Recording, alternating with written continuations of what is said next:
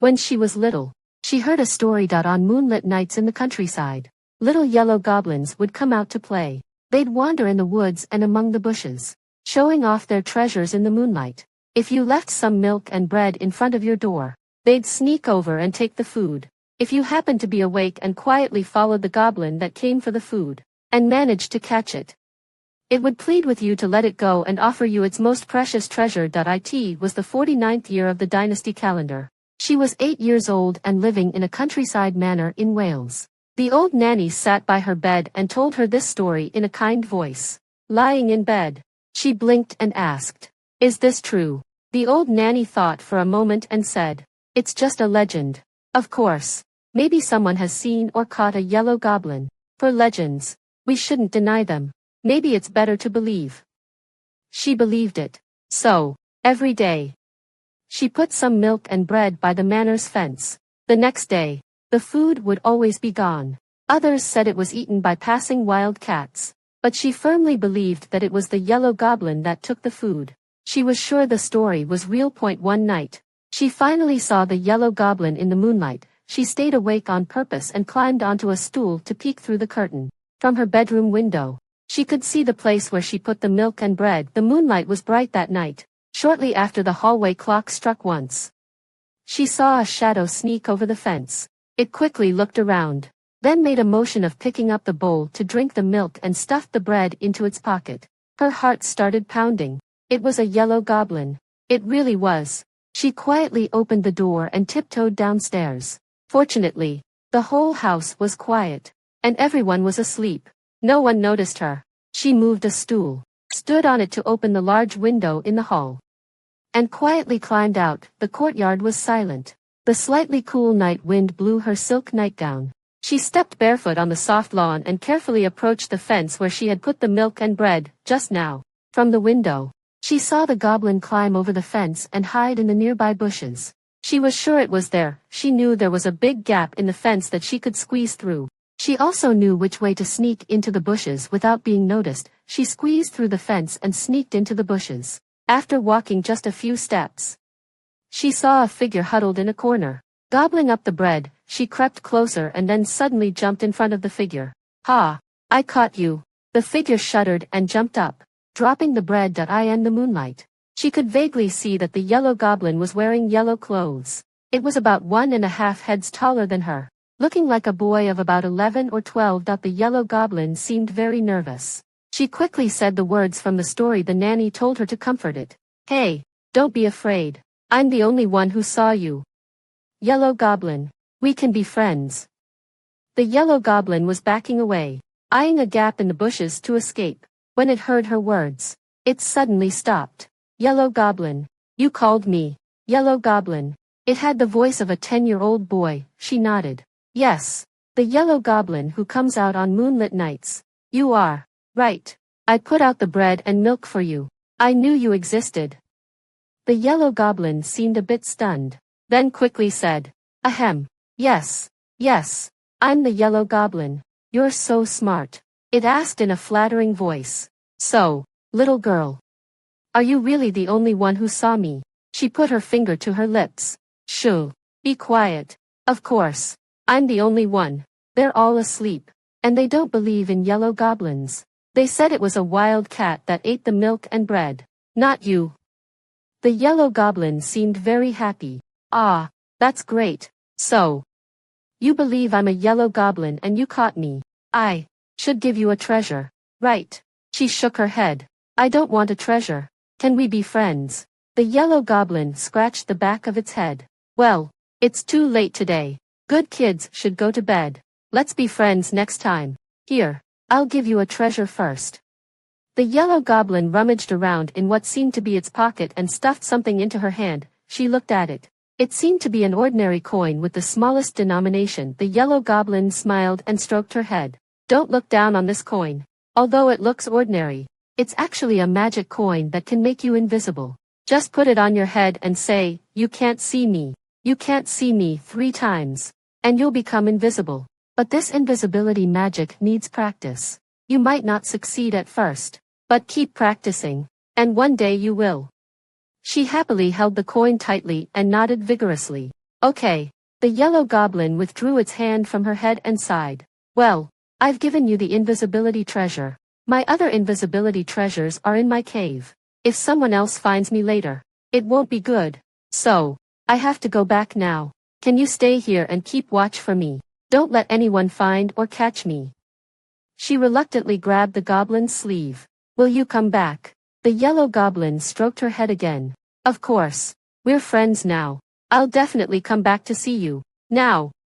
Be a good girl and keep watch for me. I'm leaving. After walking 2 steps, the yellow goblin suddenly turned around. Don't tell anyone about today. She nodded again. This yellow goblin was her friend and her secret. The yellow goblin's figure quickly disappeared into the night. She stood there, holding the coin. After a long time, her eyelids grew heavy, and her legs went numb. She couldn't help but curl up on the ground and fell asleep. In her dream, the yellow goblin took her to see its treasures. Diamonds and jewels sparkled in the moonlight. And she smiled happily because of this. She caught a cold and had a fever. She had to stay in bed for several days and got a severe scolding. But looking at the coin, she felt happy and content. Every day, she put the coin on her head, walked around, and kept muttering, "You can't see me. You can't see me."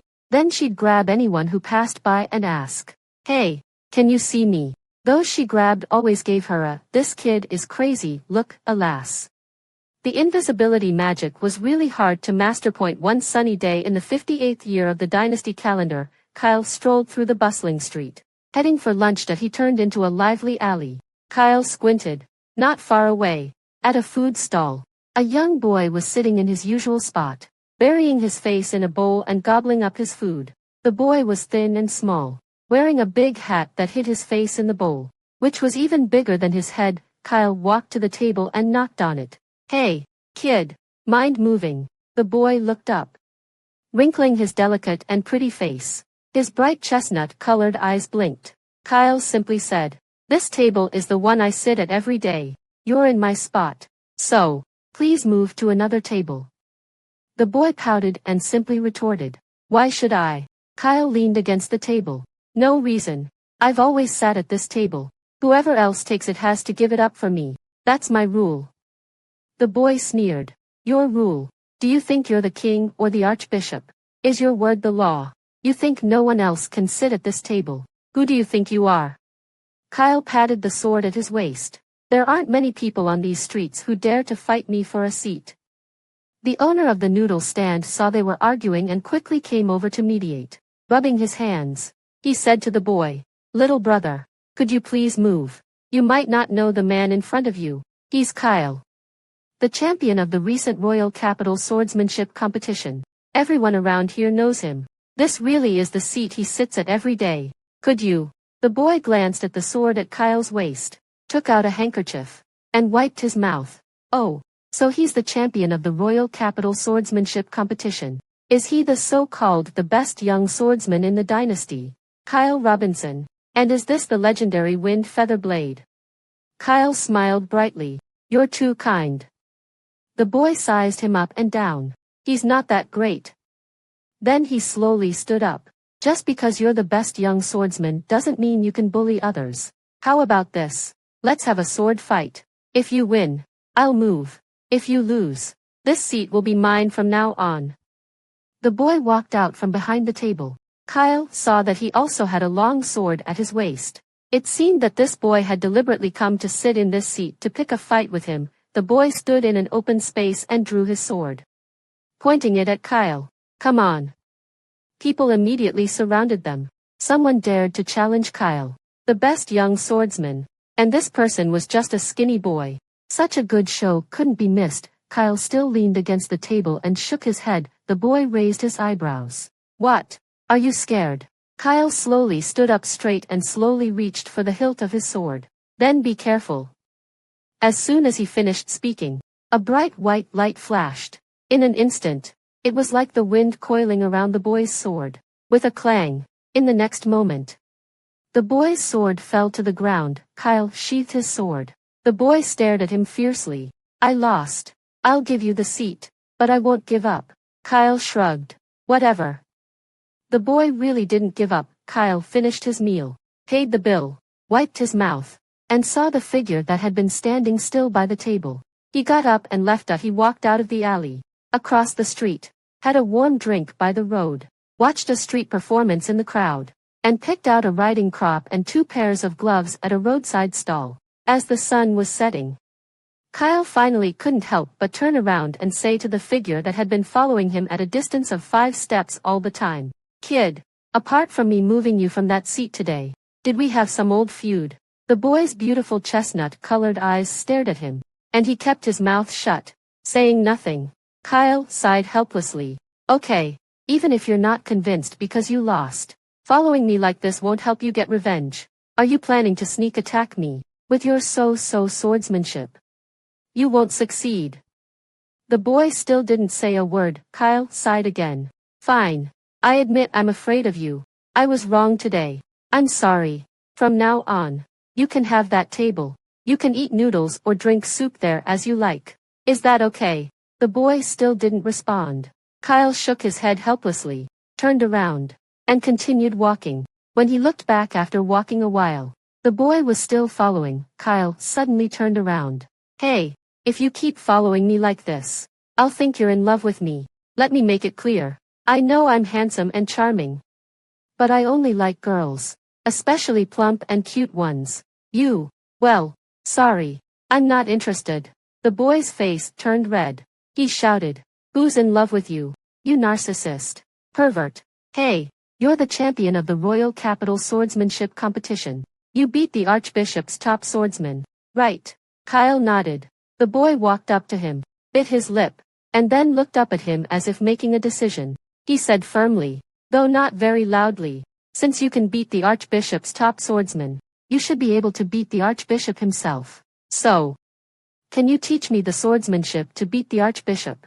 Kyle frowned. "You want to beat the Archbishop? Why?" The boy gritted his teeth and said in a low voice, "He and I have a feud. I want to kill him." Kyle was shocked. He quickly looked around, grabbed the boy, and said in a low voice, "Are you crazy, saying such things on the street? If someone hears you, you'll be beheaded." Everyone knew that the Archbishop was the actual ruler of the kingdom. 9 years ago, the king died, and the little queen ascended the throne. But she was just a figurehead. The rest of the royal family had declined and lost power, and all the power of the court was in the hands of the Archbishop. The boy looked determined. Kyle sighed helplessly. "Okay, I can teach you swordsmanship, but when you go to take revenge on the Archbishop, don't say I'm your teacher." The boy smiled happily and nodded vigorously. "I swear I won't." Kyle sighed again. "Why am I so unlucky?" From that day on, the boy, whose name was Sierra, started learning swordsmanship from Kyle. Kyle lived in a wooden house on the outskirts of the royal capital. He told Sierra his address, and Sierra came every now and then. He always wore a big hat and loose clothes. He was very thin and weak and couldn't hold a heavy sword. After nearly a month of training, he still didn't make much progress. Kyle was frustrated. "You have no talent and you're clumsy. With your understanding, it will take at least 60 years to be able to beat the Archbishop. The Archbishop is 50 years old. At most, in 50 years, he'll die. You won't be able to wait that long. So, you might as well give up." Sierra glared at him and swung his sword. Kyle quickly dodged. Sierra chased after him with the sword, but tripped over his foot. Kyle instinctively reached out and caught him, holding Sierra tightly in his arms. Sierra's face turned red immediately. He slapped Kyle and threw off. Kyle covered his face, looking shocked and aggrieved. "You're so ungrateful. You hit the face that all the ladies in the royal capital adore." Sierra snorted and walked away. At noon, during lunch, Sierra put a plate of fried sausages heavily in front of Kyle. "Here, this is for you." Kyle looked at the plate in surprise, then at Sierra. There was a faint blush on Sierra's face. "Well, about what happened this morning, I was wrong. You were just trying to help. This is my apology gift." Seeing Kyle pick up a piece of fried sausage with a fork, he paused and his voice became a bit lower. "I've never cooked before, so some of them are a bit burnt. I'm sorry." Kyle put a piece of fried sausage in his mouth, chewed it twice. "It's a bit burnt, but still edible. He looked at Sierra and smiled. Luckily, you're not a girl, or you'd have to worry about getting married in the future. Before he finished speaking, a spatula flew towards him. Kyle quickly dodged backwards. And with a bang, he fell backwards with the chair. Hey, you! Sierra held the spatula and smiled menacingly. Oops. My hand slipped just now. I'm sorry. I'll fry you another plate of sausages as an apology. You have to eat them all. When Kyle went out on the street, Sierra was often with him. In the past, when he walked on the street, young girls would blush and secretly look at him, which made Kyle very satisfied. But since he often went out with Sierra, some of those admiring glances went to Sierra, which made Kyle a bit jealous. Moreover, Sierra was very popular with uncles and aunts. When they went to have a warm drink together, the aunts selling the drinks always gave Sierra an extra cup. Kyle was a bit envious. One day, while having a drink by the road, Sierra casually asked him, I'm really curious how you make a living. You seem to be idle all day. Where does your money come from? Kyle squinted, sucking on his straw. I have my ways, but it's a secret. I can't tell you for now. Seeing Sierra wrinkle his nose in disbelief, he grinned, just like who you really are. Why you always wear that big hat and what kind of feud you have are all secrets. I've never asked. Right. Sierra's eyes flickered. He lowered his long eyelashes. I can tell you my feud with the Archbishop. His voice was low but clear. He killed my father. At dusk, the setting sun dyed the big trees on the outskirts of the city a golden red color. The red clouds in the sky stretched out, connecting with the green land. The evening in the outskirts of the royal capital was quiet and peaceful. Kyle and Sierra were walking on the winding path. Kyle knew about Sierra's feud but couldn't think of anything to comfort him. He just walked in silence. Sierra suddenly said, You've been silent. Are you pitying me? Kyle's eyes flickered. He mumbled. Not knowing what to say, Sierra looked at the wilderness in the sunset. His tone was calm. You don't need to pity me. I'll practice swordsmanship hard. One day, I'll defeat the Archbishop with my own hands and avenge my father. He raised his head, looking confident and determined. I know I can do it. Kyle patted his shoulder. You've got spirit. Sierra raised his eyebrows and smiled. Are you impressed? Kyle nodded with a smile. Impressed. Indeed, very impressed. The gloomy atmosphere that had hung over them vanished in an instant. Kyle casually looked around and said, Ah, looking at these walnut trees. It reminds me of when I was a kid living in the countryside. I used to sneak into the manors of landowners and nobles to steal walnuts. I was often chased around by their hunting dogs, running for my life.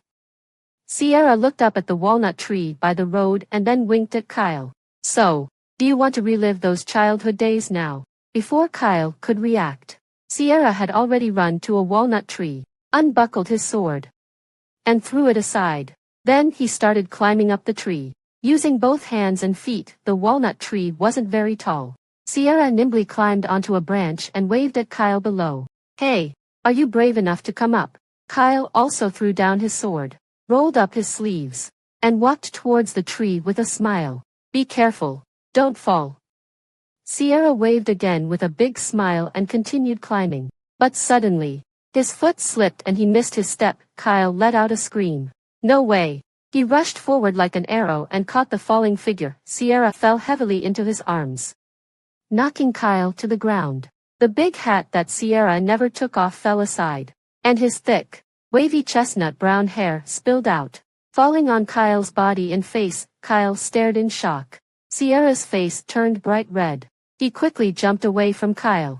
Kyle propped himself up and continued to stare at him blankly. Sierra's cheeks were as red as the crimson clouds in the sky. There was a hint of guilt and shyness in his beautiful eyes. Kyle blinked. He and Sierra almost spoke at the same time. You're a girl. Actually, I had a feeling something was off. Kyle said calmly as he sat at the table in his small house, looking at Sierra, who was sitting across from him with a nervous expression. You're incredibly good-looking. You never take off your hat, always wear loose clothes, and get furious whenever someone accidentally touches you. Kyle propped his chin with his hand and shook his head. Alas, Why didn't I realize it earlier? I'm such a gentleman. After all. Sierra lowered his head but still couldn't help muttering softly. A gentleman. You. Come on. Such a sharp-tongued response. But Kyle, being a chivalrous man, decided not to argue with the girl. He pretended not to hear. Sierra raised her eyes, her voice a bit stiff. Well, now you know another one of my secrets. Kyle sighed helplessly. Since I know 2 of your secrets, I'll tell you one of mine. His expression suddenly became serious. I have a grudge. Just like you. The Archbishop also killed my father. Sierra was stunned. Kyle smiled and slowly said, My name isn't Kyle Robinson. It's Kyle Moore. My family name is Moore. Daniel Rod Moore was my father. Sierra's eyes widened. Daniel Rod Moore was once a taboo name in this kingdom. He was the leader of a secret night group that opposed the Archbishop. Nearly 10 years ago, he was captured by the Archbishop's men and burned at the stake. Kyle's voice was calm. Since I can remember, I've been living in exile with my mother. I didn't dare to tell anyone who my father was. After my father was killed by the Archbishop, my mother died of a broken heart, and I was left alone, wandering from place to place. Once, I sneaked into a noble's manor to steal food and almost got caught. I really thought I was going to die and meet my parents in heaven. He smiled, the corners of his mouth lifting slightly. Fortunately, the one who found me was just a little girl. She thought I was the yellow goblin from a fairy tale. I used all my wits to deceive her and managed to escape. That was the first time I lied so successfully. Kyle's eyes became misty, as if lost in deep memories. But Sierra stared at him, her expression rigid. Were you in the countryside of Wales? Kyle blinked. Yes, that's where I managed to get away. Why? Sierra's face was expressionless. She pulled a small pouch from her collar, opened it, and took out an object. Do you recognize this? It was an old coin with a hole in the middle, strung on an old piece of string. Kyle's focused gaze turned blank. No, it can't be this coincidental. Sierra's face remained expressionless. Sometimes, things are just that coincidental. Kyle could almost hear her grinding her teeth. He forced a stiff smile. You have to understand. A young boy, in that situation, had to tell a little lie to save his life. Sierra nodded. Yes, I understand. But, she bared her white teeth and sneered. You also need to know how much a simple-minded little girl suffered because of that lie of yours. She did so many ridiculous things, endured so many cold night breezes. At that time, she really believed she had met a yellow goblin. She put that coin on her head all day long, chanting, You can't see me. You can't see me. Trying to master the invisibility spell he made up. She stayed up all night, staring out the window, waiting for the yellow goblin to appear again.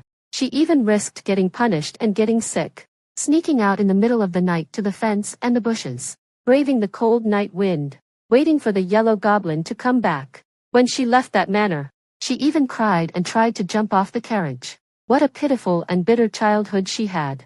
Suddenly, Kyle's eyes lit up. I know who you are. She trembled violently and moved nervously. Ah.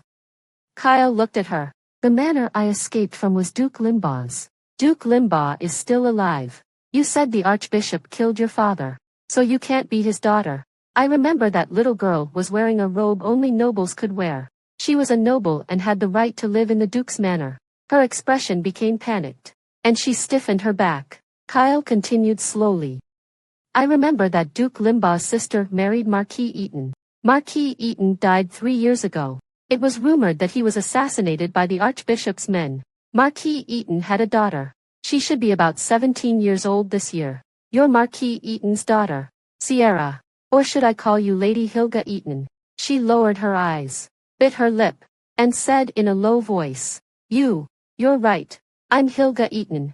Now that you know who I am and we share the same hatred, you'll still teach me swordsmanship and help me, right? Kyle sighed. She raised her eyes again and stared at him fiercely. Do you look down on me just because I'm a woman? Do you think I can't beat the Archbishop? She raised the coin in her hand, slapped the table, and stood up. Don't forget that you lied to me back then. You're responsible for the miseries of my childhood. You have to make it up to me. Kyle rubbed his forehead wearily. Lady, Did I say I wouldn't teach you swordsmanship anymore? A beautiful and brave lady like you is exactly my type. I'll serve you like a knight, following your every command. He grinned. Is there any other compensation you want? Like me marrying you? I can consider that too. Her face turned beet red, all the way to the roots of her neck. She turned her head away in anger after that day. She still often went to Kyle to learn swordsmanship, but she noticed that Kyle had changed a lot towards her. He still joked with her sometimes, but he always kept a certain distance from her, intentionally or not. When teaching her swordsmanship, he only demonstrated the moves and wouldn't hold her hand to teach her anymore. She couldn't help asking, "Hey, are you being so cautious just because I'm a girl?" Kyle laughed. There are differences between men and women. I can't be too touchy-feely with a lovely lady. What if it ruins your reputation and you can't get married? Then I'd be in trouble. Her face grew warm. She pretended not to care and said, "What? Is marrying me such a difficult thing for you?" She stood in front of him, looking up into his eyes. "If I want to marry you, would you be scared?" Kyle was taken aback. In the morning light, her eyes were as clear as a lake, just like in the moonlight all those years ago. He forced a smile. "Of course. Any man who marries you would be extremely unlucky. I don't want to be that poor guy." There was a hint of hurt in her eyes, but she still managed a smile. "Well, then I won't be the source of your bad luck." She turned around. Kyle whispered behind her, "I was just kidding. You're wonderful, but I might bring bad luck to you." She turned back and looked at Kyle. The sunlight shone on his beautiful black hair and his almost perfect face. His expression was no longer his usual playful one. His eyes were like a lake by the mountains, calm but unfathomable. She raised her chin. "What if I can guarantee that you'll never bring me bad luck?" Kyle smiled. "Who can guarantee things in this world? This time." He turned around and walked away. She watched his back and whispered, "Even if you're my bad luck, I'm willing to accept it." Her voice was carried away by the wind, and he didn't hear it. After this incident, they both pretended to have forgotten about it. Neither of them mentioned it again.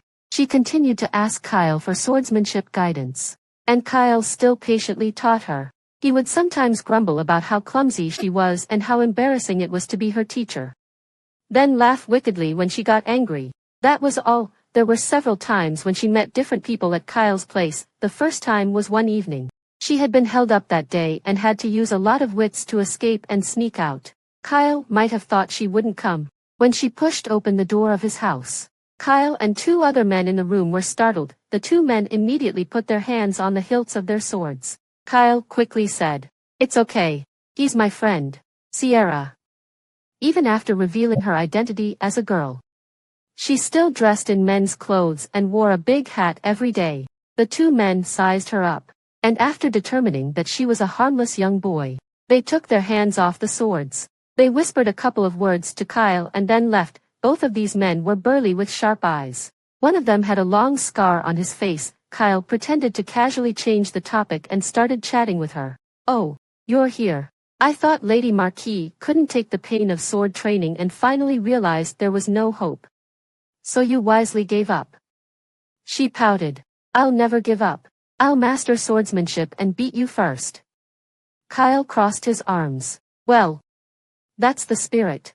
I like it. Then, to achieve your goal sooner, let's start practicing swordsmanship behind the house now." Neither of them mentioned the two men later. She occasionally met other people at Kyle's home. There were strong men who looked like craftsmen, shrewd middle-aged men wrapped in large cloaks, and young and handsome boys like Kyle. She never asked who these people were, and he never brought it up either. One night, the moonlight was clear. Kyle left his small house and walked slowly into the city.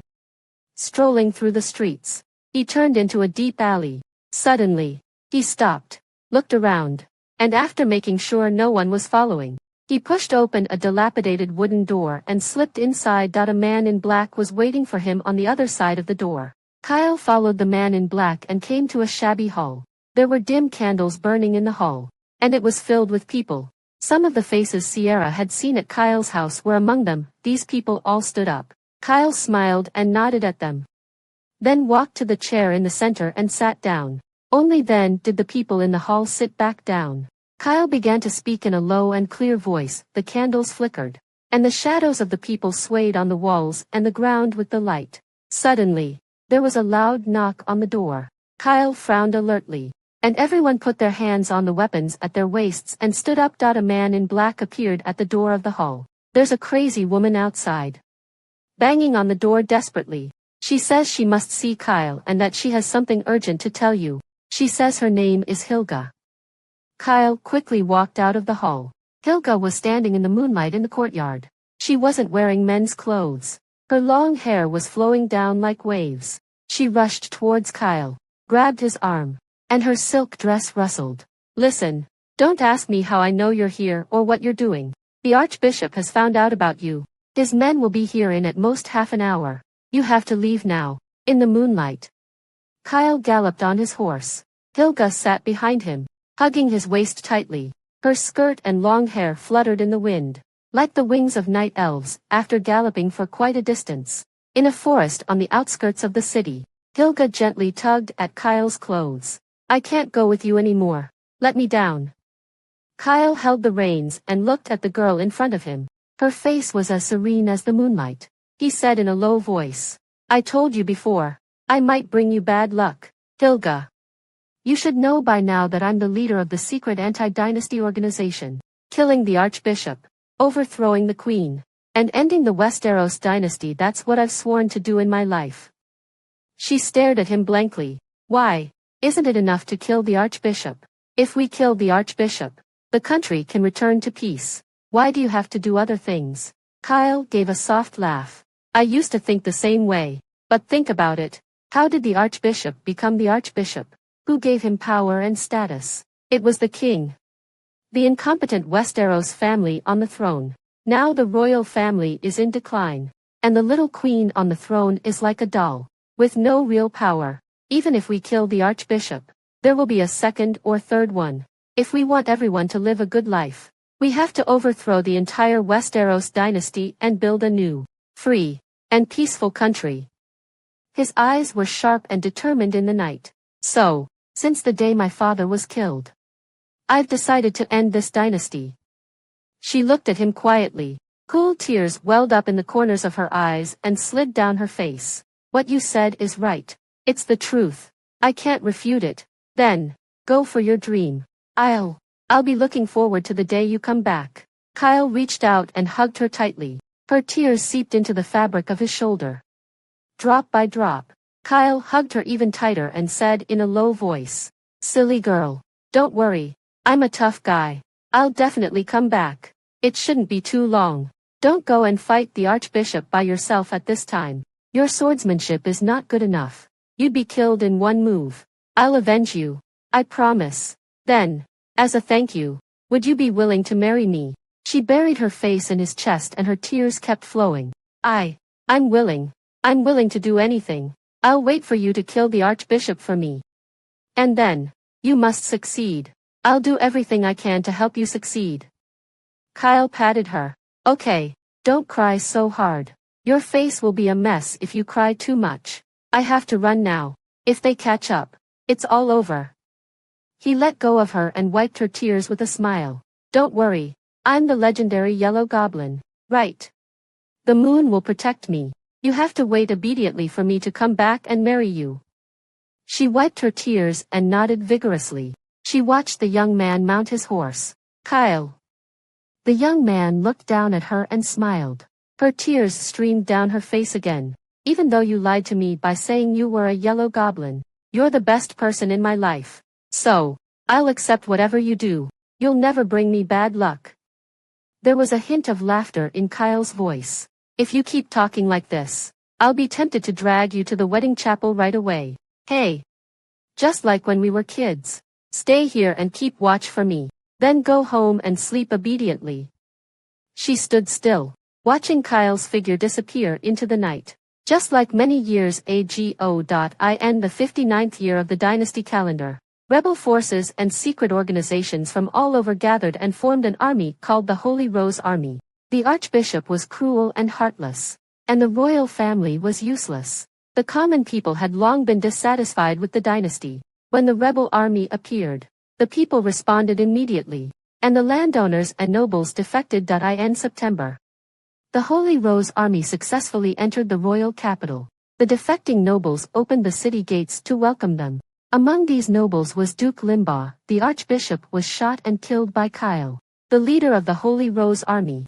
On the bell tower of the church, the handsome young man in knight's armor drew his bow and shot.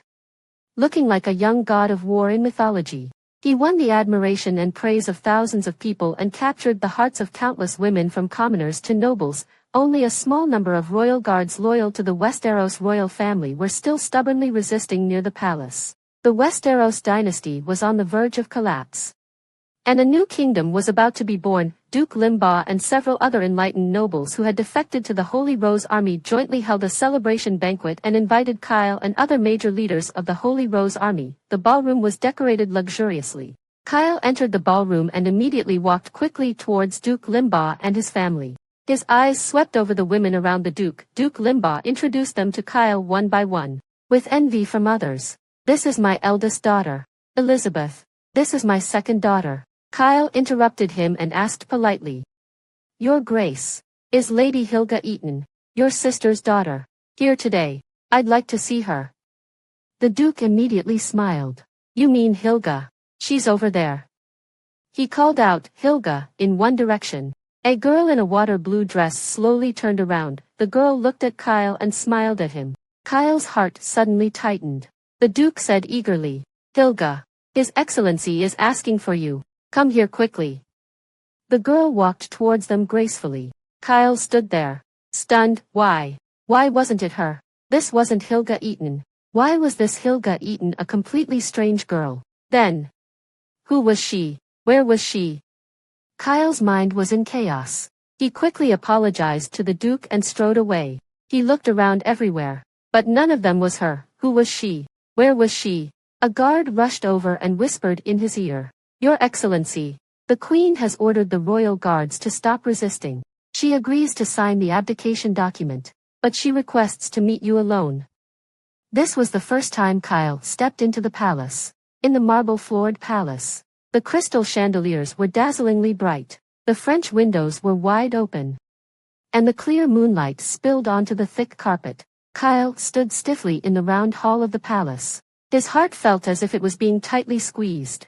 On the verge of bursting, the Sierra he knew was standing by the window. She was wearing a luxurious long dress. Her long chestnut brown hair was no longer loose but coiled on top of her head.